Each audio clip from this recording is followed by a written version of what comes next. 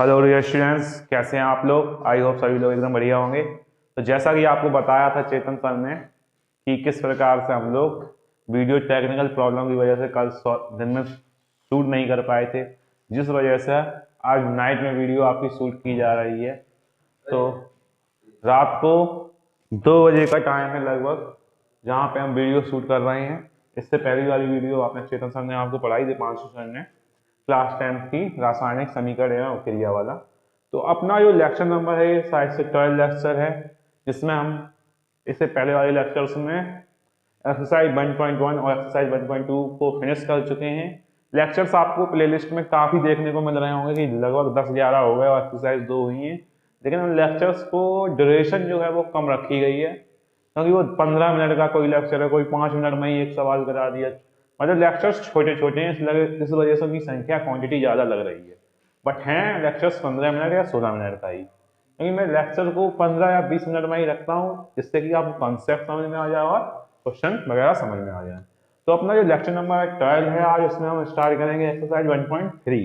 लेकिन हम जिस प्रकार हर लेक्चर्स में आप प्रीवियस वीडियो में देखा होगा कि किसी भी एक्सरसाइज को स्टार्ट करने से पहले सबसे पहले हम उस एक्सरसाइज के परिचय के बारे में जानते हैं, उस एक्सरसाइज में करना क्या है वो सीखते हैं।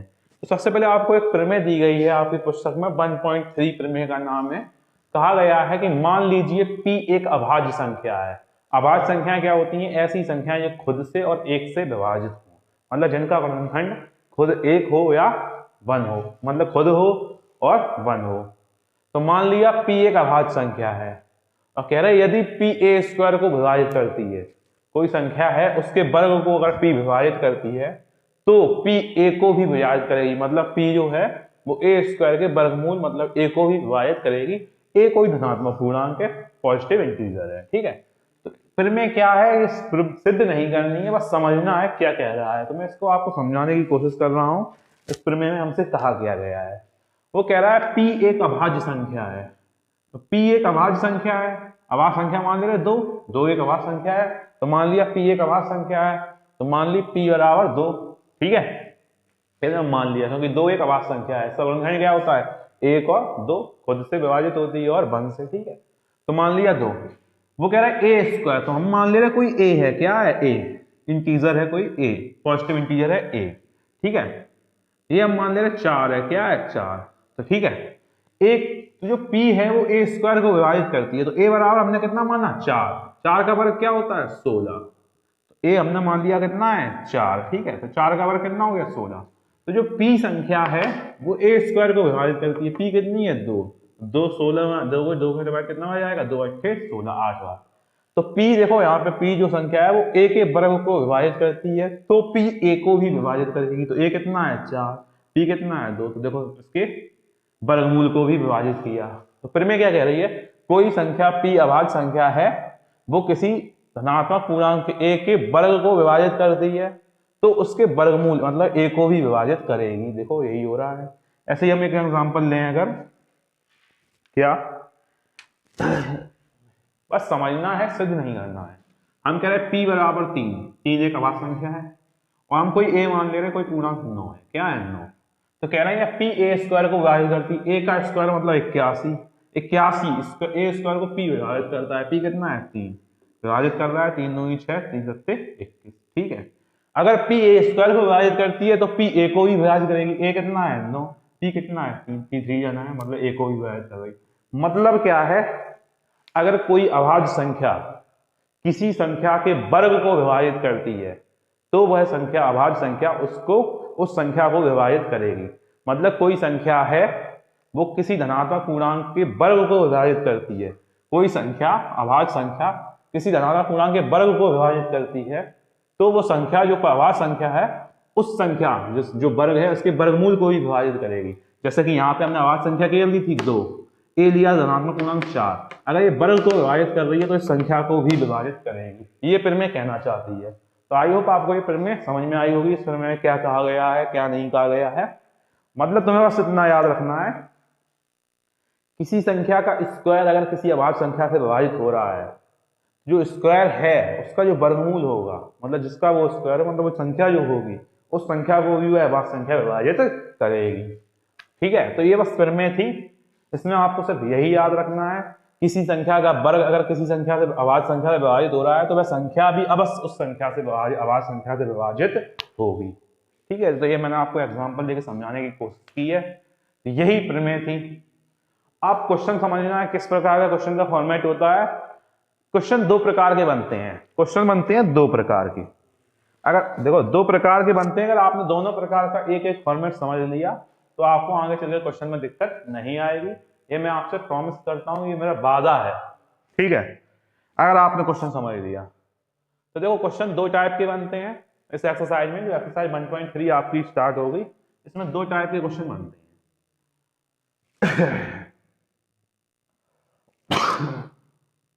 क्वेश्चन बनते हैं दो टाइप के।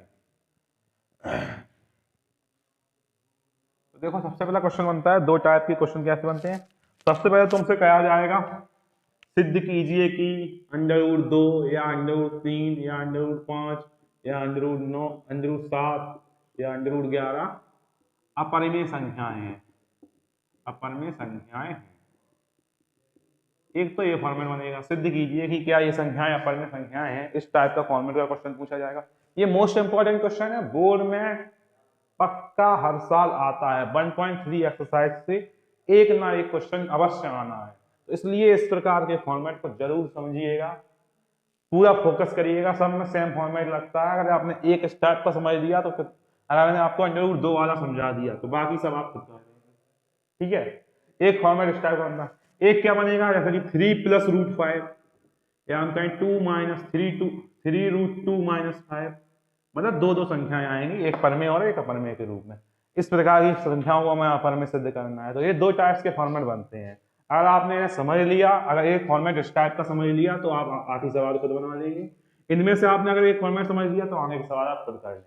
तो मतलब ये क्वेश्चन ऐसा क्वेश्चन है, बोर्ड में हर बार पूछा जाता है। इस टाइप का क्वेश्चन मोस्ट इंपॉर्टेंट एक्सरसाइज है 1.3।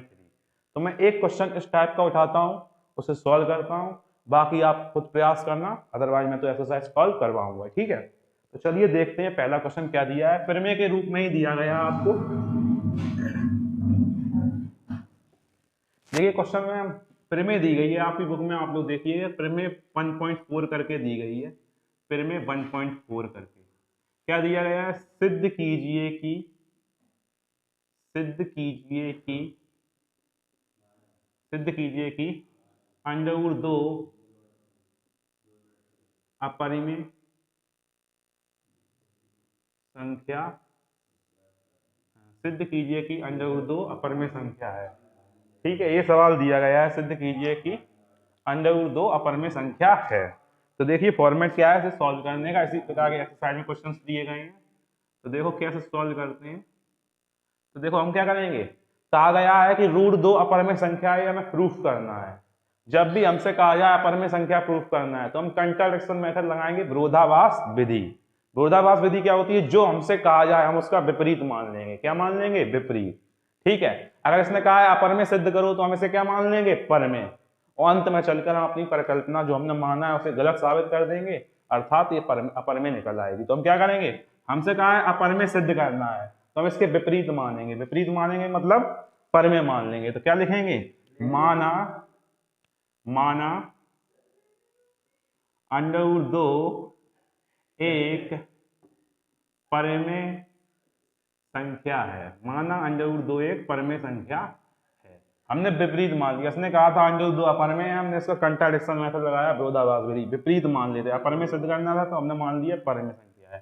ठीक है, तो माना √2 एक परमेय संख्या है। अब आप जानते हैं जो √2 परमेय संख्या है, अगर √2 परमेय संख्या है तो इसे हम PYQ के फॉर्म में लिख सकते हैं, क्योंकि हर एक परमेय संख्या को PYQ के फॉर्म में लिखा जा सकता है। ठीक है, ये मेथड आपको सीखना है। जहां Q is not equal to 0, यहाँ पे क्या होता है Q, जहां Q is not equal to 0, जो हर होता है वो 0 नहीं हो सकता। परमेय संख्या आपको मैंने बताई थी, आपने 9th में भी पढ़ी होंगी। एवं यहाँ पे एक चीज और होती है, वह PQ अभाज्य है। कैसे हैं, सह अभाज्य है। कैसे हैं, सह अभाज्य। सह अभाज्य, P व Q सह अभाज्य है। Q 0 के बराबर नहीं है, P व Q सहअभाज्य, सहअभाज्य मतलब होता है को प्राइम नंबर, को प्राइम नंबर, को प्राइम नंबर। ऐसी दो संख्याएं सहअभाज्य संख्याएं कहलाती हैं जिनका उभयनिष्ठ गुणनखंड बन हो, मतलब जिनमें कोई कॉमन ही ना हो। जैसे कि हम कहें 2 और 5, 2 5 कैसी हैं, सहअभाज्य संख्याएं हैं, क्योंकि इनमें कुछ कॉमन ही नहीं है। या फिर हम कह सकते हैं इनका एचसीएफ बन हो। एचसीएफ बन मतलब क्या, 2 into 1 लिख सकते हैं, 5 into 1, दोनों में कॉमन जो होता है उसे एचसीएफ कहते हैं। तो एचसीएफ क्या हो, 1। तो सहअभाज्य संख्या क्या होती है, ऐसी संख्या जिनमें कुछ भी कॉमन ना हो, सिवाय 1 के 1 तो सब में कॉमन आ जाता है, ठीक है। मतलब बन एक ऐसी दो संख्या जिनका उभयनिष्ठ गुणनखंड एक हो, केवल क्या हो, 1, और कोई गुणनखंड नहीं हो सकता। या फिर कुछ भी कॉमन ना हो, क्योंकि 2 और 5 में कुछ भी कॉमन नहीं है, 1 तो सबके साथ मान सकते हैं। या फिर सहअभाज्य संख्या की परिभाषा क्या होती थी, ऐसी दो संख्याएं जिनका एचसीएफ 1 हो, क्योंकि 2 और 5 का एचसीएफ क्या होगा, 1, ठीक है। मतलब कॉमन नहीं होना चाहिए। तो हमने पी व क्यू कैसी मान ली, सहअभाज्य संख्याएं हैं, ठीक है। पी व क्यू सहअभाज्य संख्याएं हैं। अब हम क्या करेंगे, करने का तरीका क्या है हमारा, दोनों तरफ रूट है, जब भी रूट की संख्या होती है, अगर रूट खत्म करना है तो हम वर्ग करते हैं। क्या करते हैं, वर्ग करते हैं। तो वर्ग करने पर क्या लिखेंगे, वर्ग करने पर, वर्ग करने पर रूट 2 का वर्ग क्या हो जाएगा, 2, P square upon Q square, ठीक है। तो यहां से हम क्या लिख सकते हैं, इसका क्रॉस मल्टीप्लाई कर देंगे, इसका इसमें, नीचे कुछ नहीं है तो 1, इसका इसमें, तो क्या हो जाएगा, पी स्क्वायर बराबर 2q स्क्वायर, पी स्क्वायर बराबर 2q स्क्वायर। तो यहां से हम क्या लिख सकते हैं, क्योंकि पी स्क्वायर 2 से विभाजित है, पी स्क्वायर 2 से विभाजित है,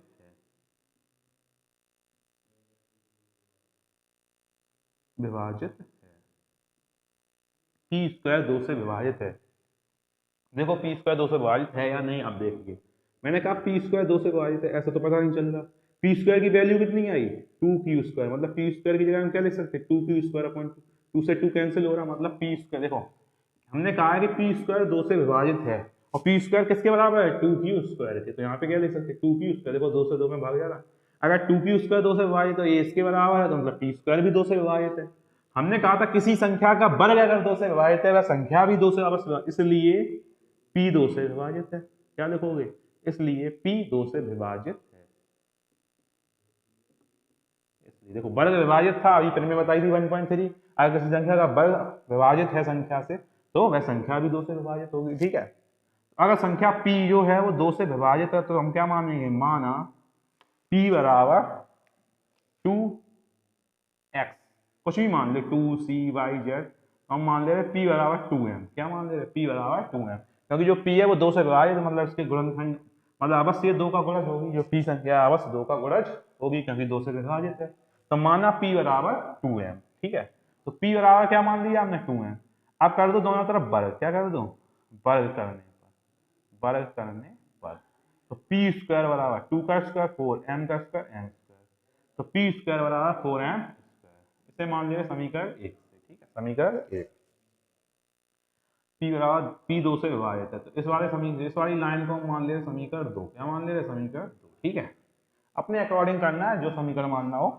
तो p स्क्वायर बराबर 4m स्क्वायर, p स्क्वायर की वैल्यू कितनी है, 2q स्क्वायर, कितनी है, 2q स्क्वायर, 2q स्क्वायर बराबर 4m स्क्वायर, 2q स्क्वायर बराबर 4m स्क्वायर, ठीक है।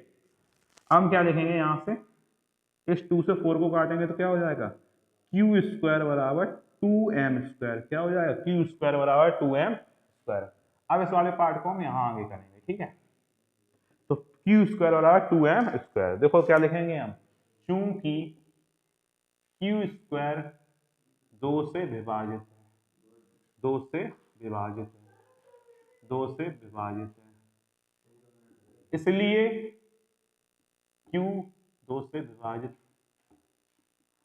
होगा, इसलिए q 2 से विभाजित होगा, ठीक है। इसे हम मान लेंगे समीकरण 3।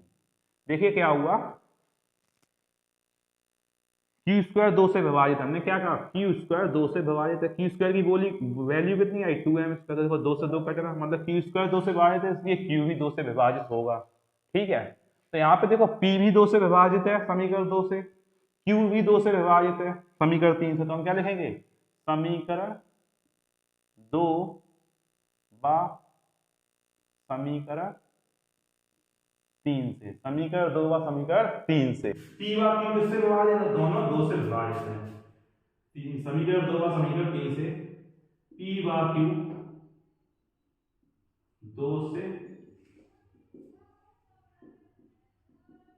2 से विभाजित है।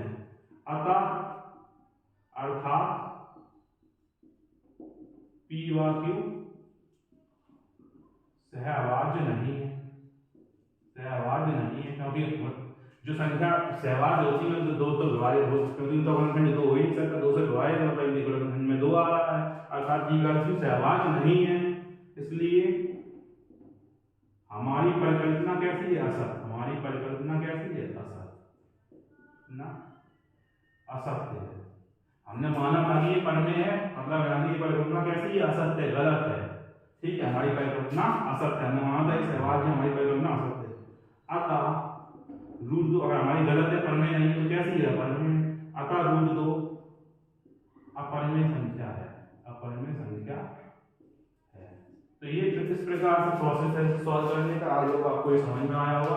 अगर क्वेश्चन पसंद आया हो, तरीका आपको समझ में आया हो, कांसेप्ट आपको समझ में आया हो, तो इस वीडियो को लाइक करें, कमेंट करें, शेयर करें। मिलते हैं नेक्स्ट वीडियो में धमाकेदार लेक्चर्स के साथ। तब तक अपना ख्याल रखें। जय हिंद।